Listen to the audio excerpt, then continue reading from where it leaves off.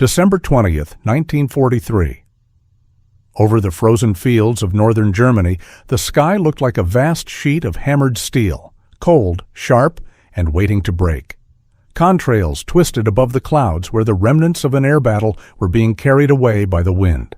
The winter air at altitude tore heat from metal and flesh alike, turning every cockpit into an icy coffin. Unteroffizier Franz Stigler flew alone in his Messerschmitt Bf 109, climbing through the pale morning light. The engine vibrated under him with a steady growl, the familiar tremor of power that had carried him through dozens of missions. He had survived long enough to know the truth of the air war. No one was safe, no one was lucky, and no one stayed human for long. That's when he saw it. A single American B-17 bomber drifting across the sky like a dying giant. It shouldn't have been flying at all. One engine hung dead, another sputtered black smoke. The tail gun position was shattered. The dorsal turret was frozen in place, glass blown out. The entire fuselage was riddled with holes, thousands of them, sunlight passing clean through the metal like it was lace. The bomber wobbled, nose down, then jerked back up. Barely controlled, barely alive. As Franz closed in, he saw more. He saw the gunner slumped over, unmoving. He saw the rear fuselage peeled open by cannon fire. He saw blood frozen to the walls in dark streaks. He saw bodies that would never move again. And at the front of the wrecked airplane, behind shattered glass, he saw a young American pilot gripping the controls with one hand, his other arm hanging uselessly at his side, blood trailing down his jacket. The bomber wasn't retreating. It wasn't surrendering. It was crawling home. Franz's combat instincts clicked into place. Throttle up, close in, target the cockpit, fire. Just one burst. It was what he was trained to do, what the war demanded. But he didn't shoot, because at that distance he could see the pilot's eyes. Not defiant, not arrogant, just terrified, and desperately, stubbornly alive. Franz steadied his aircraft, sliding in beside the crippled bomber, engine roaring in the cold air. He realized then, this wasn't a target. This was a man trying to keep his crew breathing long enough to reach the sea. And Franz Stigler, ace of the Luftwaffe, felt something crack open inside him, something the war had nearly buried for good: compassion. Franz edged closer, the Messerschmitt's prop wash rattling the loose metal on the bomber's fuselage. Up close, the damage looked even worse, like the aircraft had flown through a storm made of knives. Entire panels flapped in the wind, the nose cone was shattered, the front guns were twisted, useless. Every few seconds, the B-17 lurched downward before the pilot managed to haul it back level. Franz leaned forward in his cockpit, studying the bomber's defenses. The tail guns were silent, not tracking him, not moving at all. The midsection guns hung limp, barrels pointing at the floor. The entire aircraft looked hollow, like the life had already drained out of it. He moved along the bomber's left side, peering into the open waist section. Cold air whipped through the torn hull. Shell casings rolled across the floor with every jolt. Two crewmen lay there, one partially covered with a jacket. Franz knew what that meant. He had seen this kind of wreck limping home before. He had never seen one still flying. The wind hammered his canopy as he passed the bomber's wingtip. The B-17 dipped again, dangerously low, metal groaning. The pilot inside fought it with every ounce of strength left in his battered body. Franz watched him struggle, and something twisted inside his chest, something that had nothing to do with orders or loyalty. Training told him what to do next. Experience told him the bomber was a free kill. Instinct told him the fight was already over. And still, he didn't fire. He pulled his Messerschmitt closer to the cockpit window of the B-17. The American pilot turned his head slightly, dazed, eyes barely focused. He was young, too young for the 1,000-yard stare already etched into his face. Blood soaked through his uniform. Frost was crawling across his hairline. The B-17 lurched again. Franz moved in tighter, matching the bomber's unstable motion with precision honed over hundreds of hours in the air. He kept position just off the wing, close enough that he could see the cracked dials and shattered gauges through the American's glass. Below, Germany unfolded like a frozen scar, fields glazed with frost, roads lined with blackened trees, small towns crouched in silence. If German flak spotted the bomber now, they would finish what the fighters started. If another Luftwaffe patrol intercepted it, they would tear it apart within seconds. And Franz was the only thing between the wounded crew and a violent end. He felt the chill of the air seep deeper into his bones, colder than the wind, colder than the altitude. It was the cold that came with a decision, the kind a man didn't walk back from. His Messerschmitt slid even closer, wingtip to wingtip. The bomber's structure shuddered violently, but still held. Franz studied the young pilot again. The exhaustion, the fear, the desperate hope buried somewhere beneath the pain. For a moment, Franz wasn't in the sky over a burning continent. He wasn't a fighter ace. He wasn't a piece on the chessboard of a collapsing war. He was simply a man looking at another man who refused to die. And he knew what he was going to do. He pushed the throttle forward just enough to bring his aircraft into a protective position, tight on the bomber's flank, shielding it from any German guns below. He flew so close his wing almost skimmed the B-17's torn metal skin. Anyone looking up from the ground that day would have seen something impossible, a German fighter escorting an American bomber across the sky. Franz kept his eyes locked on the terrain ahead. He knew exactly where the coastal flak batteries were, knew their angles, knew their blind spots. He maneuvered the B-17 carefully through the safest corridor he could find, guiding it like a wounded comrade rather than an enemy. The bomber kept shaking itself apart, fighting gravity with the stubbornness of the dying. Franz stayed with it, matching its uneven rhythm, never drifting more than a few meters away. His fuel gauge slipped lower. His engine temperature climbed. He didn't care. He stayed. And the frozen world beneath them began to change. The fields spread wider, the snow thinned, and the gray-blue line of the North Sea appeared at the edge of the horizon. They were almost there. The coastline appeared slowly, first as a faint, uneven line on the horizon, then as a jagged sweep of gray cliffs and winter water. The North Sea moved beneath them like liquid steel, its surface restless under the cold December wind. The bomber dipped dangerously low, skimming the upper currents of turbulence, its remaining engines coughing like old lungs, filling with smoke. Franz kept his Messerschmitt locked beside it, shaping his path in perfect unison with the failing aircraft. Every movement of the American bomber telegraphed through the air, small shivers, sudden drops, violent swings of its wounded frame. Each time it faltered, Franz corrected to stay alongside it, as if holding the bomber upright with nothing but the precision of his flight. Below them, German coastal defenses watched the sky.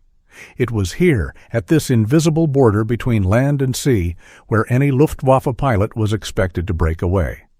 Escorting an enemy aircraft, guiding it out of German airspace, was treason in its purest form.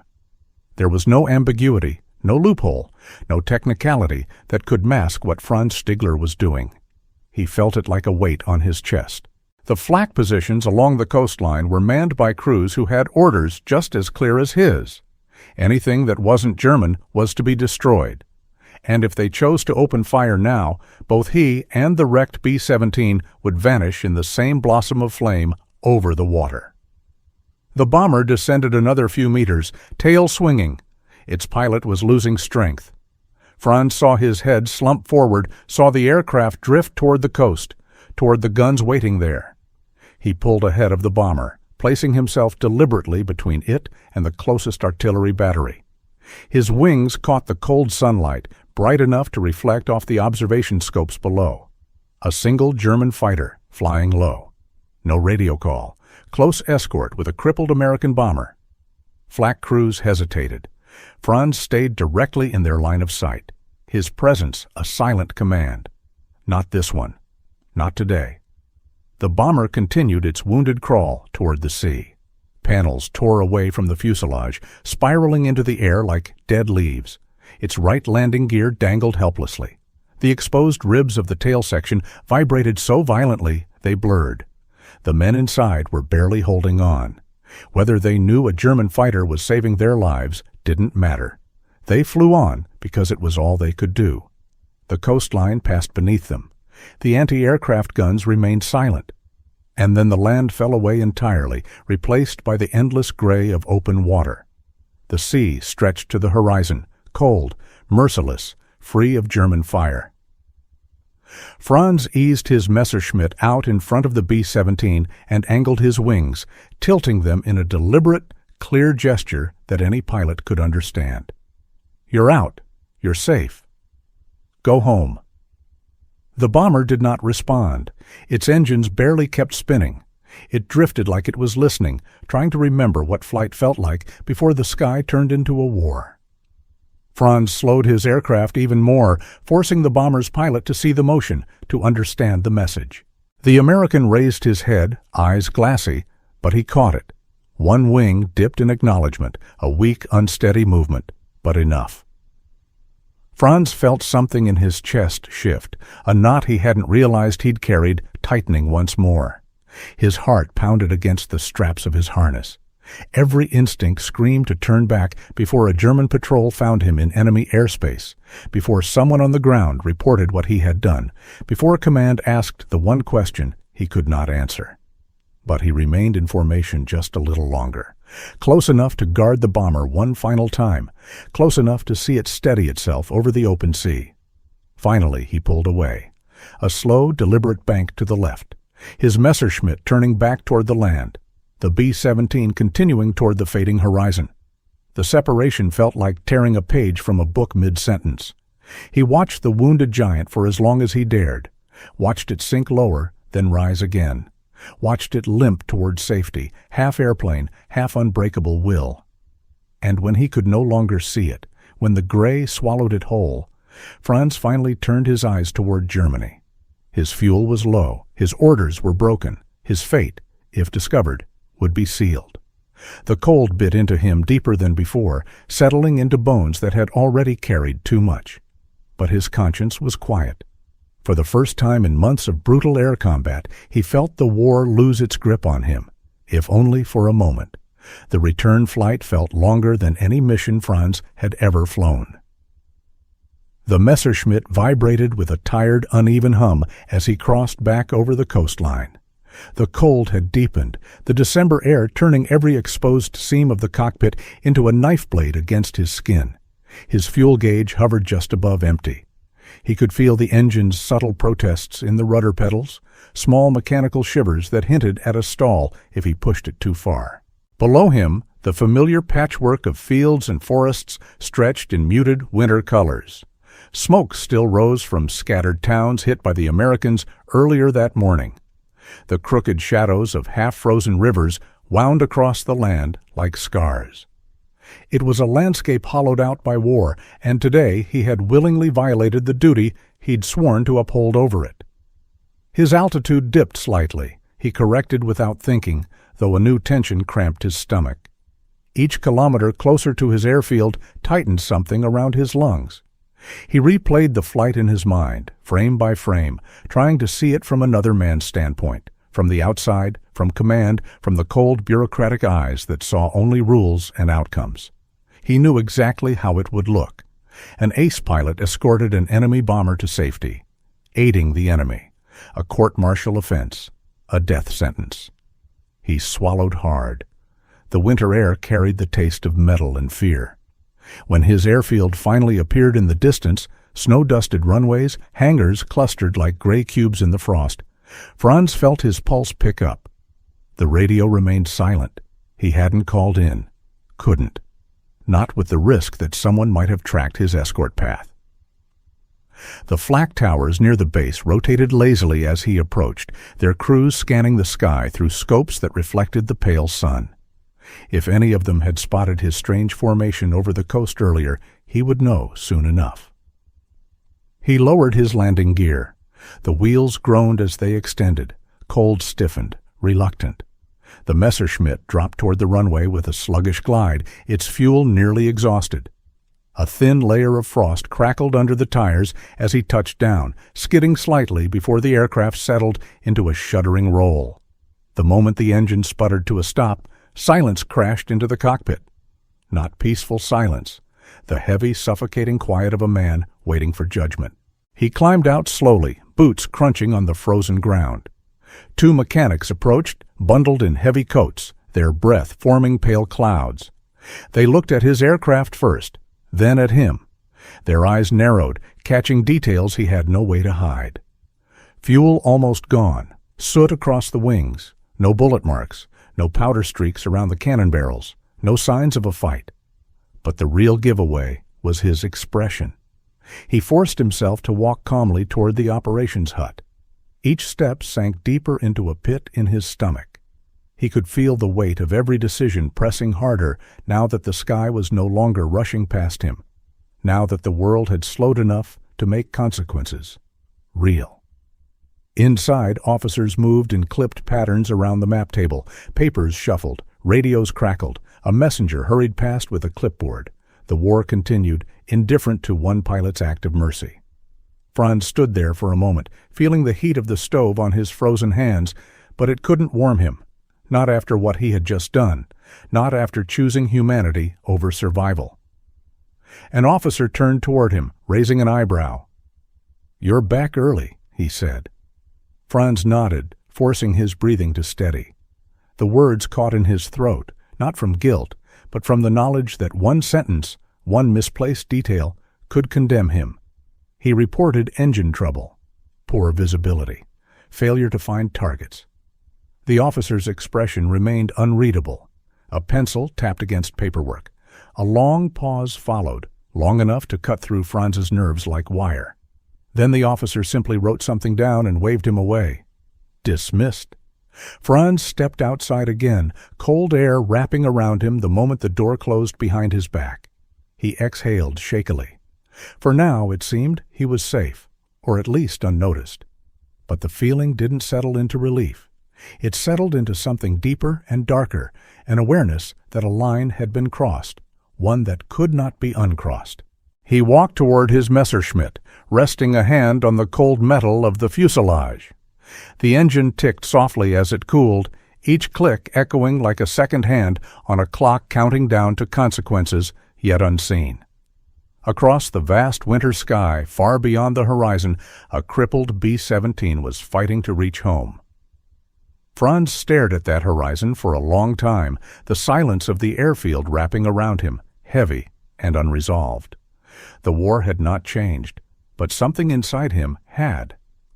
Snow fell across the airfield in slow, heavy spirals, softening the edges of hangars and covering the frozen ground in a pale veil. Days passed. Missions came and went. Pilots were briefed, launched into the sky, and sometimes didn't return. The war moved forward with its usual grind, unrelenting, hungry, indifferent. But Franz moved through it differently now. He flew his missions with the same lethal precision he always had. But there was a quiet shadow behind every action, a weight he carried alone. No one knew what he had done. No one suspected. Yet every time he climbed into the cockpit, he felt the echo of that day over the North Sea, lingering like frost on the inside of his ribs. At night, when the barracks settled into exhausted silence, he lay awake, listening to the wind against the windows. A single thought pulsed through the dark. Did they make it? He replayed the bomber's final moments in his mind, the shuddering descent toward the sea, the hesitant rise, the engine coughing as it struggled to stay alive.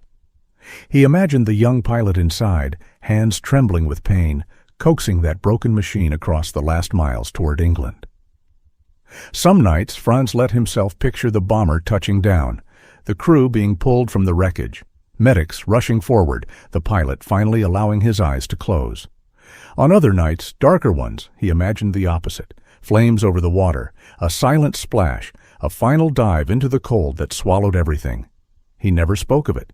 The war raged on, and Franz remained a piece of it, flying missions, losing comrades, seeing the sky change from white to black in a matter of seconds. Each time he returned from combat, the ground crews counted bullet holes in his wings, patched them, and sent him back up. He moved like a ghost through the routine, briefings, engines turning over, takeoff, combat, landing. A cycle that dulled the edges of thought, but the memory refused to dull. One afternoon, after a long mission over the Western Front, Franz sat alone beside his aircraft. The sun was low, turning the snow to gold. His gloves were stiff with cold. His breath drifted away in pale clouds. He studied the canopy glass, pitted from debris, streaked with oil. He wondered what his life would have been if he had followed orders that day, if he had taken the shot, if he had turned away, if he had let the bomber fall. It would have been easier, cleaner, lost in the endless blur of war. But he had chosen something else, and that choice haunted him, not with regret, but with uncertainty. Sometimes, when he passed the officer's hut, conversations fell silent, not because they knew, but because they didn't, because war made every man unpredictable, because mercy, if discovered, could be more dangerous than cowardice. Franz kept his expression neutral, kept his hands steady, kept his secret buried under layers of discipline. But every time a distant formation of bombers passed overhead, he felt a strange ache in his chest, a thread pulling tight. He scanned the sky automatically, searching without admitting he was searching, his eyes tracing the shapes one by one. None of them were the one he remembered. None bore the scars of that impossible survivor. Years felt like they passed in weeks. The war turned. The Luftwaffe shrank. Fuel grew scarce. Pilots younger than boys were thrown into cockpits they barely understood. The air war shifted from domination to desperation. Through all of it, the memory of the wounded B-17 followed Franz like a persistent ghost. Quiet, patient, unresolved. He didn't know whether he had saved a life or simply prolonged a tragedy. And the uncertainty dug deeper with each passing month, until the war ended. And Franz Stigler stepped into a new world, one where the sky no longer dictated who lived and who died, but where the past still whispered in the back of his mind. Was he out there somewhere? Did he remember the German fighter who refused to kill him? Did he survive the landing? Did anyone ever believe his story? Franz had carried men's lives in his crosshairs long enough to know that some questions never leave you. And this one stayed with him for decades. Years slipped into decades with the quiet inevitability of falling ash. Franz built a life far from the war-scarred airfields of his youth. New country, new work, new sky. He flew bush planes in Canada, taught young pilots how to land on frozen lakes, raised a family, shook hands with neighbors who never knew the weight he carried. On the surface, he was another immigrant rebuilding himself from the ruins of history. But every time he heard the distant drone of a 4-engine aircraft, every time thunder rolled like bombs in the night, every time he caught himself staring too long at the horizon, the past returned. He kept a small notebook tucked away in a drawer. Inside, only one line, a date he could never forget. December 20th, 1943. As years passed, he searched quietly for any mention of a B-17 barely held together by courage and mental fatigue. He combed through memoirs, aviation magazines, veterans' newsletters, obituaries, reunion announcements, historical essays. Nothing. No crashed bomber in the North Sea, no report of a crew found drifting in a life raft, no confirmation of a miraculous landing. Just silence, the kind of silence that erodes hope grain by grain. Some nights, Franz sat on the porch with a mug of coffee gone cold in his hands, staring at the endless Canadian sky. A vast expanse of blue and gold at dusk, the kind of sky meant for peace, not war. He wondered if the young American pilot had ever told his side of the story. If anyone believed him. If his crew even survived long enough to speak at all. In his darker moments, Franz convinced himself the bomber had gone down minutes after he turned away, lost to the sea, swallowed by cold water and colder history. A tragedy flying inches behind a miracle. A thing only he would ever remember. He aged, his hair silvered. His hands, once steady enough to diffuse death with a touch, grew shaky. The world around him moved on. Wars ended. New ones began. Planes evolved from roaring machines to sleek instruments of precision. And yet, one question stayed frozen inside him like ice that never thaws. Did they live? He carried that question like a second spine. Invisible, unbreakable, always there. Then, one afternoon, years after he had stopped actively searching, he opened his mailbox and found an envelope. American postage. Unfamiliar handwriting. Inside was a folded piece of paper, slightly yellowed from the cold. At the top, a single name was written, a name he didn't recognize at first, and then, beneath it, 3 words that struck him like a bolt to the chest. Looking for you. A chill rushed through him. Not fear, not dread, recognition. Someone out there remembered. Someone out there survived. Someone out there had been searching too. His breath caught as he realized the story he'd carried alone for decades, the choice he'd questioned 1,000 times, the life he wasn't sure he had saved, had finally begun to answer back. The past was no longer silent. It was knocking, and Franz Stigler knew, with a tremor rising through his aging hands, that the moment he had waited half a lifetime for was coming. He sat in his living room as the late afternoon light spilled across the floor, turning the paper in his hands almost transparent. The letter was short, just a few sentences from a man in the United States who claimed to be a former B-17 pilot. A pilot whose aircraft had been torn apart over Germany. A pilot who had seen a German fighter approach for the kill. A pilot who remembered that the fighter never fired. Franz's heart pounded with a force he hadn't felt since wartime. He read the letter again and again, letting each word settle into place. It was real. After decades of doubt and silence, someone else finally remembered the impossible moment they had shared in the winter sky. The pilot's name was Charlie Brown, and he wanted to meet. Franz traveled thousands of miles, crossing the continent he once fought against. When he arrived at the reunion hall, a gathering of aging American airmen, he paused in the doorway, breath catching in his chest. Dozens of veterans filled the room, their uniforms traded long ago for suits and sweaters. Conversations drifted through the air, soft and warm, laughter mixed with nostalgia. The clink of glasses replaced the mechanical roar of engines. And then Franz saw him. Charlie Brown stood across the room, white-haired, tall, back straight despite the years. His eyes scanned the crowd with a searching, almost fragile hope. The same eyes Franz had seen through shattered glass on that December morning.